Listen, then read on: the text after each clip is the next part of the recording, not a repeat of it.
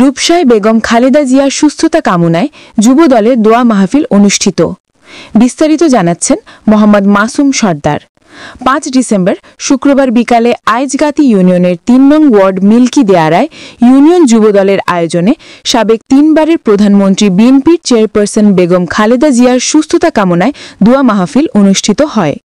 যুবদল নেতা জামাল হাওলাদার এর সভাপতিত্বে উপস্থিত ছিলেন খুলনা জেলা স্বেচ্ছাসেবক দলের আহ্বায়ক আতর রহমান জনু, আরিফুর রহমান আরিফ, শফিকুল ইসলাম বাচ্চু, আবুল কাশেম, রেজাউল ইসলাম রেজা, লিটন তালুকদার, মাসুদ, রয়েল, রেজাউল হক খোকন, মনির খান, হাসানাত, মেহেদি খান, মাহমুদুল হাসান, সেকেন্দার, শাহিন, জুয়েল সহ আরও অনেকে।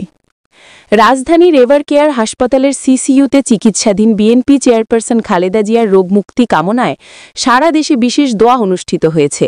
এছাড়াও শুক্রবার জুমার নামাজের পর মসজিদগুলোতে দলের পক্ষ থেকে দোয়ার আয়োজন করা হয়।